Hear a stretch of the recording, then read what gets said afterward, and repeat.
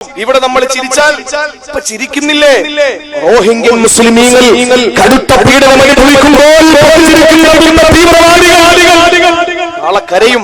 പക്ഷെ നമുക്ക് ദുആ ചെയ്യാനുള്ളത്, നാളെ കരഞ്ഞാ പോരാ, അല്ലാഹ് നരകത്തിലേക്ക് നീ മാറ്റിവെച്ചാൽ ഞങ്ങൾക്ക് കൃതാർത്ഥരല്ല, ഞങ്ങൾക്ക് കൺമുമ്പിൽ കാണണം ബുദ്ധ തീവ്രവാദികൾ അനുഭവിക്കുന്ന വേദനയുടെ നൊമ്പരത്തിന്റെ ദിവസങ്ങൾ ഞങ്ങൾ കാണണം.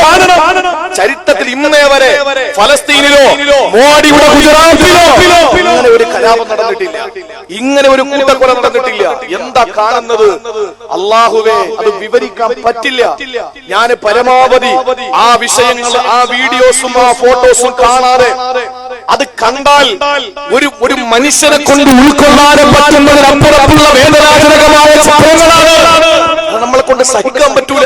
നിങ്ങൾക്കറിയോ, 8 മക്കളുള്ള നൂറ ആയിഷ എന്ന പേരുള്ള ഉമ്മ, ആ ഉമ്മയെ 8 മക്കളെ തന്റെ മുമ്പിൽ കൊണ്ടുവന്ന 6 പെൺമക്കളെയും തന്റെ മുമ്പിലിട്ട് മാറി മാറി തീവ്രവാദികൾ ബലാത്സംഗം ചെയ്തു. ഈ 6 പെൺമക്കളുടെ മുമ്പിലിട്ട് അവസാനം മാതാവിനെയും ബലാത്സംഗം ചെയ്തു. എന്നിട്ട് 8 മക്കളിൽ 6 മക്കളെയും ഒരു റൂമിനകത്ത് കയറ്റിയിട്ട് തീയിട്ട് കത്തിച്ചു. അവരുടെ മുമ്പിൽ വെച്ച് കത്തിയിരിയാണ് മക്കള്.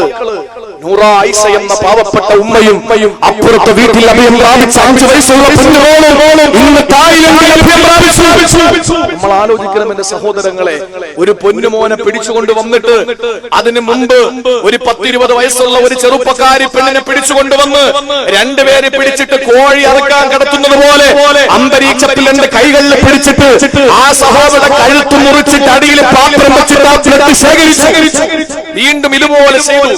ആളുകളെ കൊണ്ടുവന്ന് ശരീരം വരിഞ്ഞിട്ട് അതിൽ നിന്ന് വീഴുന്ന രക്തങ്ങൾ, ആ രക്തം ബ്ലഡ് മുഴുവനും ഒരു പാത്രത്തിൽ ശേഖരിച്ചിട്ട് ചെറുപ്പക്കാരായ കൊച്ചുകുട്ടികൾ, കൗമാരപ്രായക്കാരായ മക്കളെ പിടിച്ചിട്ട് തല അതിനകത്ത് മുക്കി അവരെ ശ്വാസം മുട്ടിച്ച് കൊല്ലുന്നു. നമ്മൾ കറങ്ങുന്ന കോഴി കണ്ടിട്ടില്ലേ? ഇതൊന്നും പറയാൻ പറ്റൂല.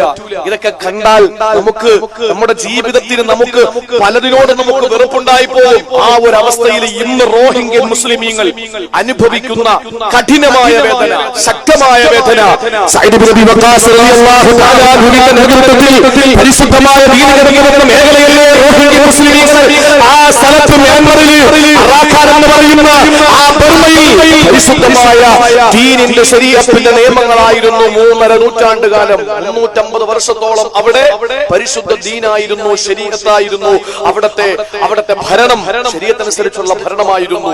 ബുദ്ധ തീവ്രവാദികൾ കടന്നുകയറി 50,000 പേരെ കൂട്ടക്കൊല ചെയ്തു, 1 ലക്ഷം പേരെ വീണ്ടും കൂട്ടക്കൊല ചെയ്തു, 3 ലക്ഷം ആളുകളെ പാലായനം ചെയ്യിപ്പിച്ചു. ഇന്ന് ഈ പറയുന്ന സമയത്തും പാവപ്പെട്ട സഹോദരിമാരെ, സഹോദരങ്ങളെ അവിടെ നിന്ന് ഗവൺമെന്റ് ആട്ടി ഓടിക്കുന്നു. എങ്ങനാ ഓടിക്കുന്നത്? യന്ത്രരഹിത ലോഞ്ചുകളിൽ കയറ്റിയിട്ട് യന്ത്രത്തിന്റെ സഹായമില്ലാതെ സ്വന്തം കരങ്ങൾ കൊണ്ട് തുഴഞ്ഞു പോകേണ്ട ചെറിയ ലോഞ്ചുകളിൽ കയറ്റിയിട്ട് തായ്ലാന്റിലേക്കും മലേഷ്യയിലേക്കും പറഞ്ഞു വിടുകയാണ്. അവിടെ ചെന്നിറങ്ങുമ്പോ സമാധാനം കിട്ടുമെന്നാണോ? കഷ്ടപ്പെട്ട് ജീവന് വേണ്ടി ഈ കഷ്ടപ്പാട് മുഴുവനും അനുഭവിച്ച് അവിടെ എത്തുമ്പോൾ പട്ടാളക്കാരിൽ നിന്നിട്ട് അവിടെ നിന്ന് രക്ഷപ്പെടുന്ന പെണ്ണുങ്ങളെ പിടിച്ച് ബലാത്സംഗം ചെയ്ത് ബാക്കിയുള്ളവരെ കൊല്ലുന്നു. ഇത് കണ്ടിട്ട് അവരുടെ മുമ്പിൽ ചെന്ന് പെടാനുള്ള മനസ്സില്ലാതെ വെള്ളത്തിൽ ചാടിയിട്ട് മരിക്കുന്ന പാവപ്പെട്ട നമ്മുടെ സഹോദരങ്ങൾ നമുക്ക് മറക്കാൻ പറ്റൂല, നമുക്കവരെ മറക്കാൻ പറ്റൂല.